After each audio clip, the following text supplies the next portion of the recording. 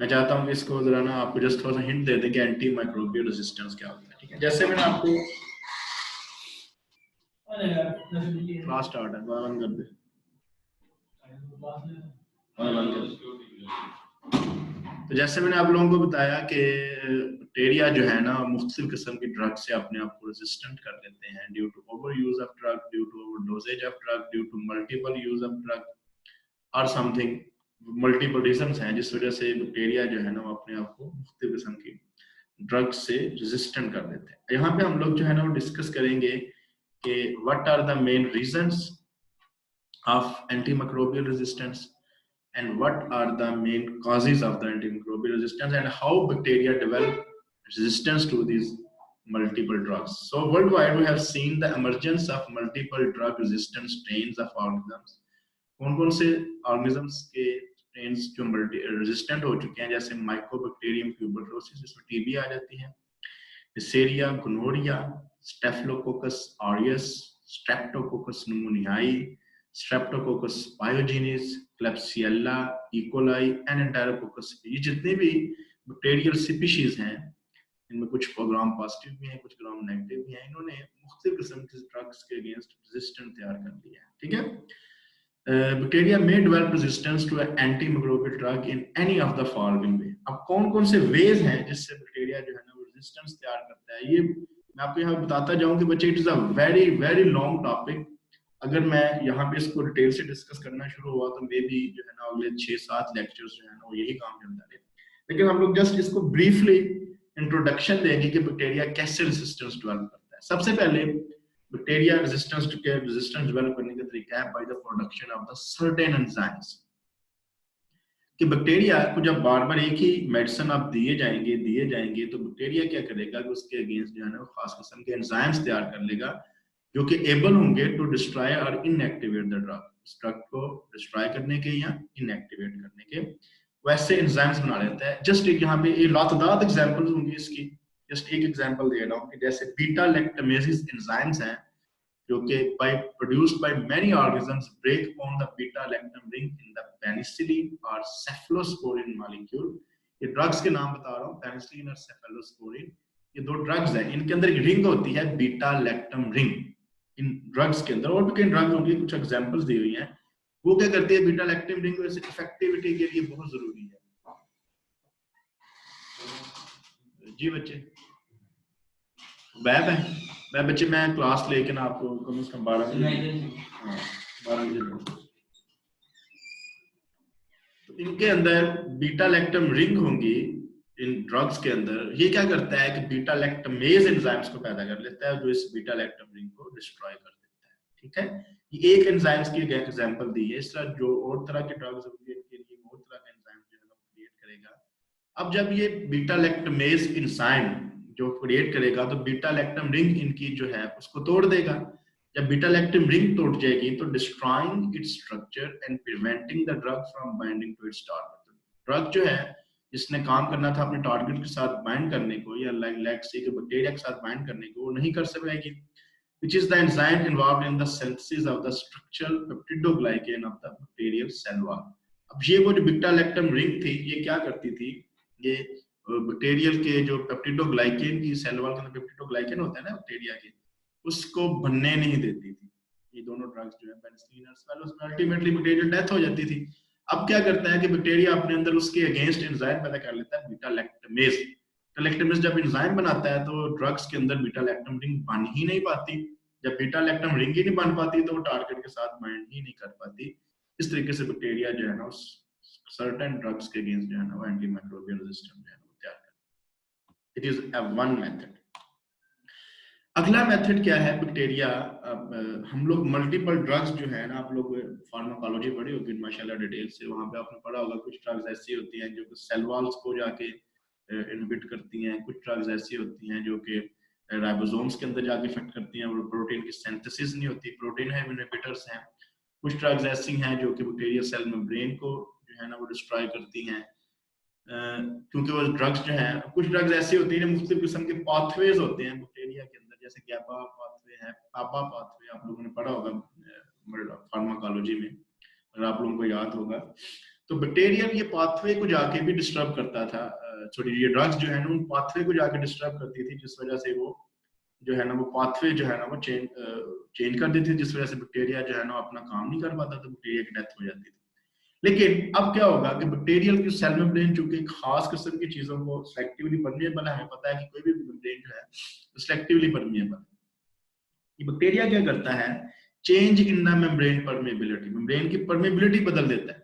मतलब वो ड्रग जो कि मेम्ब्रेन के अंदर से गुजर जाती थी, वो इस परमेबिलिटी चेंज होने से उस ड्रग मेम्ब्रेन से नहीं गुजर पाती। That results in the drug being unable to penetrate through the membrane to the cell, तो सेल के अंदर ही नहीं जा पाएगी। तो ड्रग का एक्शन था कि वो सेल मेम्ब्रेन को, बैक्टीरिया सेल मेम्ब्रेन को क्रॉस करके सेल के अंदर जाके इधर वो राइबोसोम्स में जाके राइबोसोम्स को खराब कर सकता है, या मुख्तलिफ किस्म के पाथवे जो बैक्टीरिया के अंदर थे, या इवन जाके डीएनए को डैमेज कर सकता था बैक्टीरिया के। तो ज़ाहिर है उसको मेम्ब्रेन से गुजरना पड़ता था। बैक्टीरिया क्या करता है, अपनी मेम्ब्रेन की परमेबिलिटी बदल लेता है, तो ड्रग जो है वो उस मेम्ब्रेन से गुजर ही नहीं पाती, तो अल्टीमेटली वो बैक्टीरिया को नुकसान नहीं पहुंचा पाती। This may be due to change in the structural protein. कैसे परमेबिलिटी चेंज करेगा, अपने स्ट्रक्चर प्रोटीन को बदल देगा। डिक्रीज इन पोर साइज, अपने पोर साइज को जो बैक्टीरियल प्रोटीन के अंदर मौजूद होते हैं, मुख्तलिफ किस्म के पोर्स होते हैं, उसको बदल देगा। और an alternation in the transport system, यानी जो बैक्टीरिया की ट्रांसपोर्ट का मेम्ब्रेन के अंदर ज़ाहिर ट्रांसपोर्ट होती है सेल मेम्ब्रेन के जरिए, तो वो ट्रांसपोर्ट के सिस्टम को बदल देगा। इस तरीके से वो मेम्ब्रेन की परमेबिलिटी बदल जाएगा, जिसकी वजह से क्या होगा, अल्टीमेटली बैक्टीरियल जो है वो अपने आप को ड्रग के इफेक्ट होने से बचा लेगा। तीसरा पॉइंट है by alternation in the binding sites. अब जैसे मैंने आपको बताया कि ड्रग जो है बैक्टीरिया के अंदर एक खास किस्म की, ज़ाहिर है बैक्टीरिया के ऊपर एक खास किस्म की रिसेप्टर साइट होगी, बाइंडिंग साइट होगी, जहां पे जाके वो ड्रग ने लगना था। ड्यू टू दिस बैक्टीरिया क्या करता है, अपनी बाइंडिंग साइट ही बदल लेता है। ठीक है, अब जब वो स्पेसिफिक साइट जो सेल के अंदर जिसके साथ बैक्टीरिया लगना था वो नहीं लग पाएगा, तो अल्टीमेटली ड्रग अपना इफेक्ट नहीं शो करेगी। Most drugs bind to a specific site in the bacterial cell and exert their effect by interfering with the enzyme activity or protein synthesis. तो साइट पे लगती थी और उसकी प्रोटीन सिंथेसिस बनाने की एबिलिटी या एंजाइमेटिक एक्टिविटी को खराब कर देती थी। बैक्टीरिया करता है अपनी बाइंडिंग साइट को ही बदल देता है, तो ड्रग आके फिर वहां पे नहीं लग पाती, तो इसलिए ड्रग एक्शन ही नहीं शो होता। बैक्टीरिया जो है ना एंटीमाइक्रोबियल रेजिस्टेंस तैयार कर लेता है। some कहता है some drugs such as sulfonamides exert their effect by inhibiting reactions in essential, वो अभी जो मैं बात कर रहा हूँ कुछ ड्रग्स जो थी वो सल्फोनामाइड जैसे थी, ये फोर्थ पॉइंट है, वो अपने एक्शन शो करती थी कि बैक्टीरिया के अंदर मुख्तलिफ किस्म के मेटाबॉलिक पाथवे, जिसका भी मैं जिक्र कर रहा था, पैबा पाथवे है, GABA pathway, gamma aminobutyric acid, para aminobutyric acid, ये मुख्तलिफ किस्म के पाथवे थे। ठीक है, अब ये पाथवे को जाके, क्योंकि बैक्टीरिया के ये पाथवेज जो थे मुख्तलिफ किस्म की एनर्जी प्रोवाइड करते थे बैक्टीरिया को, ये ड्रग्स जैसे सल्फोनामाइड्स है, ये जाके क्या करते थे, उन पाथवे को डिस्ट्रॉय कर देते थे। बैक्टीरिया जो है ना, जब उसका पाथवे डिस्ट्रॉय हो जाता था, तो बैक्टीरिया जो है ना अपने मुख्तलिफ किस्म की जो उसकी एनर्जी की चीजें थी वो नहीं बना पाता था, अल्टीमेटली बैक्टीरियल डेथ हो जाती थी। बैक्टीरिया क्या करता है, बैक्टीरिया क्या करेगा कि one way which bacteria develop resistance to this drug is the production of other enzymes that have no affinity for drug। वो बैक्टीरिया अपने पाथवे ही बदल लेगा and can synthesize the required components when alternate pathway, और pathway तैयार कर लेगा। यानी कि वो बजाय इसके कि गैबा जो उसने बनाना था, पैबा बनाना था, जिस पाथवे से बनाना था वो पाथवे ही बदल लेगा। अब जो काम गैबा पाथवे या पैबा पाथवे उसको दे रहे थे, ये बहुत डिटेल टॉपिक है, यहाँ पे आपको इसको पढ़ाने के लिए बहुत कहने के एक दिन पूरा लग जाएगा। इस पाथवे को गैबा पाथवे और पैबा पाथवे बेसिकली होता क्या है, आप लोगों का काम है कि आप लोग इसे गूगल से जाकर सर्च कीजिएगा, ये गैबा पाथवे और पैबा पाथवे बैक्टीरिया के अंदर क्या होते हैं।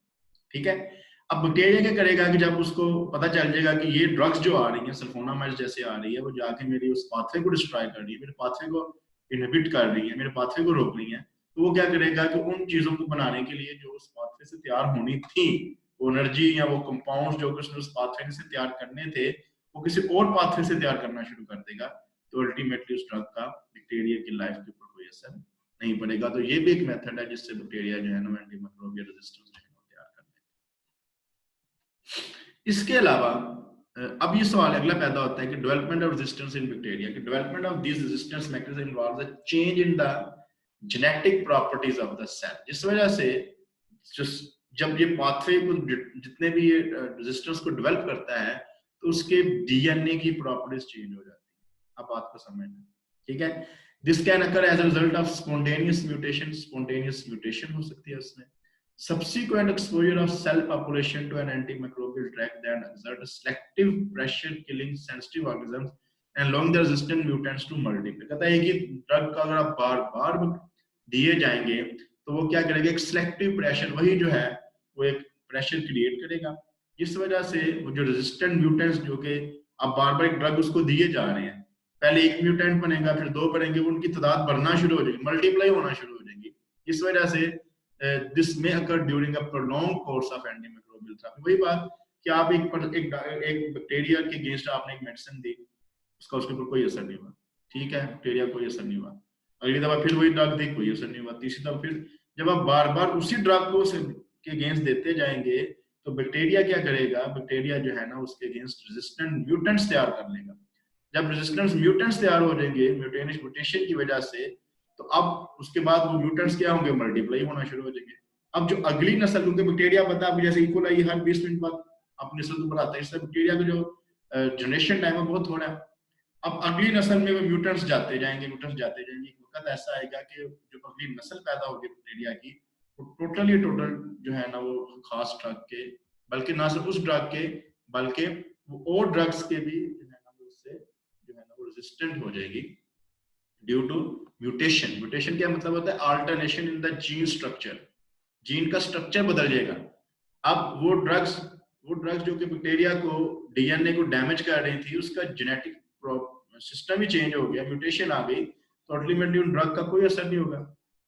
तो बात समझने की है कि एक ड्रग जो कि एक बैक्टीरिया के ऊपर, एक वायरस के ऊपर या बैक्टीरिया के ऊपर असर कर रही थी, बैक्टीरिया की बात हो रही है, अब उसके ऊपर असर करना था वो नहीं कर पा रही, बार बार वो ड्रग दी, वो उसके अगेंस्ट म्यूटेंट तैयार करेगी. वो म्यूटेंट जब अगली नस्ल में जाएंगे तो ना सिर्फ उस ड्रग का उसके ऊपर तो असर पहले ही नहीं था हो रहा, अब और ड्रग भी उसको देंगे, तो चूंकि उसका जेनेटिक स्ट्रक्चर भी तब्दील हो गया है, तो अब उस जेनेटिक स्ट्रक्चर तब्दील होने की वजह से बैक्टीरिया और मल्टीपल ड्रग से जो है ना वो रेजिस्टेंट हो जाएगा. It can also occur when a patient does not complete the full course of prescribed. अब वजह बता रहे हैं जिस वजह से एक चक्कर हो सकता है कि कैसे रेजिस्टेंट डेवलप करता है. एक तो ये अपना क्या है कि एक ही ड्रग को बार बार देना, या एक दूसरा तरीका क्या है कि एक ड्रग का फर्स्ट करें टाइम पीरियड था कि वो 7 डेज उसको लगने थे किसी बैक्टीरिया को किल करने में, या 3 डेज लगने थे, जितना भी उसका टाइम था. हमने क्या किया, हमने उस ड्रग को ठीक हो गया जी, 2 दिन लिया ठीक हो गया, अब कोई जरूरत नहीं ड्रग देने. अब क्या होगा, वो ड्रग तो उसके अंदर मौजूद थी जिसने खास मिकदार में बैक्टीरिया को मारना था, इतने दिन खानी थी, फिर बैक्टीरिया ने मरना था. अब ड्रग भी 2 दिन खाई, बैक्टीरिया कुछ मर गई कुछ बच गए. अब जो कुछ बचे हुए बैक्टीरिया होंगे उनको ऊपर ज़ाहिर उस ड्रग का असर तो हुआ होगा, लेकिन वो बच चुके होंगे. तो जब ड्रग का आने के बाद भी अगर बैक्टीरिया बच जाए तो फिर भी बैक्टीरिया जो है ना मल्टीपल रेजिस्टेंस तैयार कर लेता है. वो जेनेटिक वेरिएशन की वो अगली नस्ल को जो है ना वो इन्फॉर्मेशन मुंतकिल कर देगा. जब अगली नस्ल में ये इन्फॉर्मेशन आ जाएंगी कि भाई फलां ड्रग जो है ना हमारे ऊपर अटैक हुई थी, हम बच गए थे, तो अगली नस्ल जो है ना उसके अगेंस्ट कोई ना कोई जो है ना वो म्यूटेशन जो है ना कोई ना कोई वो रेजिस्टेंस जो है ना प्रिपेयर कर लेगी. Resistance mutant will also be selected under this condition. Although the level of drug resistance, the concentration of drug required to kill the cells may not be quite as high. कि उतनी drug जो उसके against चाहिए थी वो नहीं मिली, तो resistant mutants जो है ना वो तैयार हो जाएंगे. उसके बाद तीसरा जो पॉइंट है जिस वजह से जो है ना वो ड्रग्स जो है वो रेजिस्टेंस क्रिएट करते हैं, ओवर यूज और misuse of antimicrobial drug can therefore contribute to development of resistance. ये भी एक सादा सी बात है कि एक ड्रग का बार बार आप लिए जा रहे हैं, हर जरा सा मसला हुआ कि फलां डॉक्टर ने एक ड्रग ने क्या हुआ कि एक ड्रग ने आपके ऊपर असर करना था, आपने उसको दिया, अगली दफा आपको थोड़ा सा बुखार हो गया, फलां ड्रग ने जो है ना मुझे एक ड्रग दी थी, उसने कहा था ये जो है ना नोविडेट खाओ, सेफलोस्पोरिन खाओ, तो मैं दोबारा वही ले लेता हूँ. मे बी इस टाइम जो है वो मसला और हो, वो मसला ना हो. अब आप जो एंटीबैक्टीरियल खा रहे हैं या एंटीबायोटिक्स खा रहे हैं, अब जो है उस ड्रग उस डिजीज के अगेंस्ट नहीं थी, बैक्टीरियल इन्फेक्शन ही नहीं थी, नहीं प्योर इन्फेक्शन थी. अब जब उसका अब ड्रग देंगे तो वो भी जो है ना मुख्तलिफ किस्म के रेजिस्टेंट स्ट्रेन्स जो है ना माइक्रोऑर्गेनिज्म्स के वो बैक्टीरिया उनके अंदर तैयार कर देगा, तो अल्टीमेटली वो भी जो है ना नुकसानदेह होगी, रेजिस्टेंस तैयार करने में मदद देगी. अच्छा, एक और इम्पोर्टेंट पॉइंट है कि what is the transfer of resistance, कि रेजिस्टेंस एक एरिया में, एक एनवायरनमेंट में, एक जगह में, एक जगह से दूसरी जगह ट्रांसफर कैसे होते हैं, ये भी एक इम्पोर्टेंट पॉइंट है। In the clinical area, an important mechanism of resistance is the transfer of resistance genes from resistant to susceptible strains of the closely related genera. अब एक resistant strain किसी के अंदर था, उसने क्या किया, उससे नजदीक दूसरे जनरा को, बस फर्ज करो कि क्लॉस्ट्रिडियम था, उसने बैसिलस को ट्रांसफर कर दिया, माइकोबैक्टीरियम था, उसने क्लॉप्सिला को ट्रांसफर कर दिया। तो माइकोबैक्टीरियम तो रेजिस्टेंट था, उसने क्या किया, अपना इस रेजिस्टेंस को किसी दूसरे बैक्टीरिया को भी ट्रांसफर कर दिया, किसी और जेनरा के बैक्टीरिया को। This is usually mediated by, अब ये सब सिस्टम होता है, आप लोगों ने मैट्रिक एफएस लेवल पढ़ा होगा, कॉन्जुगेशन। कॉन्जुगेशन प्रोसेस में क्या होता है कि दो बैक्टीरियल सेल एक दूसरे के नजदीक आते हैं, उनके जो पिल्लाई होते हैं वो कॉन्जुगेशन में मदद दें। कैसे मदद देंगे कि एक बैक्टीरिया का जो प्लाज्मिड है, बैक्टीरिया के अंदर प्लाज्मिड्स भी होते हैं ना, क्लोजली सर्कुलेटेड डीएनए होता है, अब प्लाज्मिड के अंदर जो है ना वो रेजिस्टेंट जीन्स आ जाते हैं बैक्टीरिया के, वो प्लाज्मिड्स जो है वो एक बैक्टीरिया से दूसरे बैक्टीरिया में ट्रांसफर हो जाते हैं through the process of conjugation, और इसमें मदद देंगे पिल्लाई। अब क्या होगा, the initial appearance of resistance in susceptible bacteria usually due to mutation in only one gene, एक जीन में म्यूटेशन आई, बैक्टीरिया के अंदर रेजिस्टेंस तैयार हो गया। However the level of resistance can be increased if the bacteria acquire additional resistant genes of R factor from other bacteria. अब resistance तब इंक्रीज होगा जब वो दूसरे बैक्टीरिया के खिलाफ, और आर मतलब रफ फैक्टर जो है वो जो है ना वो तैयार कर लेगा, एडिशनल जीन्स तैयार कर लेगा। अब वही जीन्स जो है वो प्लाज्मिड के जरिए एक बैक्टीरिया दूसरे बैक्टीरिया को ट्रांसफर कर देगा। जब एक बैक्टीरिया दूसरे बैक्टीरिया को ट्रांसफर करेगा, अल्टीमेटली वो जो स्ट्रेन्स हैं एक स्पीशीज से दूसरे स्पीशीज, दूसरी स्पीशीज से तीसरी स्पीशीज में जब जाते जाएंगे, तो वो पूरी की पूरी कम्युनिटी, वो पूरी का पूरा एनवायरनमेंट, वो सारी की सारी एनवायरनमेंट एक खास किस्म की जो ड्रग्स है उसके रेजिस्टेंट हो जाएगी, और अल्टीमेटली उस ड्रग का उस कम्युनिटी के ऊपर कोई असर नहीं होगा। If a patient who is carrying a sensitive strain of E. coli, let's say उसके अंदर पेशेंट के अंदर था सेंसिटिव स्ट्रेन था E. coli का, acquired a multi-resistant strain, उसके अंदर multiple resistant strain आ गया, शिगेल्ला क्या आ गया, the resistance genes may be transferred intestine from related genus, यानी शिगेल्ला से E. coli में ट्रांसफर हो गई, यानी E. coli के अगेंस्ट तो मेडिसिन थी हमारे पास, सेंसिटिव थी E. coli उस ड्रग की, लेकिन अब उसके अंदर अगर शिगेल्ला का रेजिस्टेंट स्ट्रेन आ गया, तो शिगेल्ला क्या कर सकता है, अपने E. coli की मदद, अपने पिल्लाई की मदद से, प्लाज्मिड्स की मदद से वो जीन उसने ट्रांसफर कर दी E. coli को। अब जीन अब E. coli के अंदर, तो E. coli के अंदर भी रेजिस्टेंस जीन आ गया। Often the genes from resistance to a number of different antimicrobials are located beside each other on a transposon. ट्रांसपोसोन दरअसल कहते हैं ट्रांसफर, वो जीन्स जो के ट्रांसफर होते हैं, इनको जंपिंग जीन्स भी कहते हैं। The transposons are the transfer genes. So the transfer of a plasmid will also transfer of the multiple resistant genes. जब आप बैक्टीरिया की बाइनरी फिशन होती है, तो उसका प्लाज्मिड ज़ाहिर है वो भी ट्रांसफर होता है, एक नस्ल से दूसरे नस्ल होता है। तो ना सिर्फ वो जीन ट्रांसफर कर रहा है, बल्कि कॉन्जुगेशन के दौरान प्लाज्मिड ट्रांसफर कर रहा है, बल्कि वो जंपिंग जीन्स को, ट्रांसपोसोन्स को भी वहां से दूसरे बैक्टीरिया में ट्रांसफर करेगा, अल्टीमेटली जो है ना वो ज्यादा हो जाएगी उसकी। अच्छा, एक और इम्पोर्टेंट पॉइंट है यहाँ पे क्रॉस रेजिस्टेंस का। Cross resistance refers to situation where an organism that has developed a mechanism of resistance to one drug will also be resistant to, ये आपको पहले मैं बता चुका हूँ कि ऐसा रेजिस्टेंस जिसमें बैक्टीरिया को एक ड्रग के अगेंस्ट अगर रेजिस्टेंट हो गया तो मल्टीपल ड्रग के रेजिस्टेंट हो जाएगा। For example, an organism that produces beta-lactamase ring may be resistant to both penicillin and cephalosporin, even though it may have been exposed to only one of the drug. बेशक अब penicillin दिया आपको, penicillin के अंदर भी beta lactam ring थी, cephalosporin के अंदर बीटा लैक्टम रिंग थी। पेनिसिलिन के बार-बार यूज की वजह से उसने बीटा लैक्टमेज एंजाइम क्रिएट किया। अब पेनिसिलिन का तो उसके ऊपर असर नहीं होगा, लेकिन एक और ड्रग थी जिसे सेफलोस्पोरिन कहते हैं, उसके अंदर भी बीटा लैक्टम रिंग थी, अब उसका भी उसके ऊपर कोई असर नहीं होगा। The enzyme inactivates the drug in both cases by destroying the beta-lactam ring. Other probable organisms include resistant strains of the Streptococcus pneumoniae, vancomycin resistant Enterococcus viri से कहते हैं, MRSA कहते हैं, methicillin resistant Staphylococcus aureus, and strains of Klebsiella E. coli with an extended spectrum of the lactamase resistance and carbapenem resistance. अब ये जितने भी हम लोग माइक्रोऑर्गेनिजम्स की बात की है, बैक्टीरियल की बात की है, ये भी इस बीटा लैक्टमेज वाले सिस्टम के साथ फायदा ले सकते हैं और रेजिस्टेंस तैयार कर सकते हैं। Virulent strain of group A Streptococcus GS से कहते हैं, आल्सो पोज अ प्रॉब्लम, वो भी प्रॉब्लम जो है ना वो क्रिएट कर सकते हैं। तो जी ये कह लें कि एक बड़ा कॉम्प्लिकेटेड टॉपिक को मैंने बहुत शॉर्ट करके आप लोगों को जो है ना वो समझाने की कोशिश की।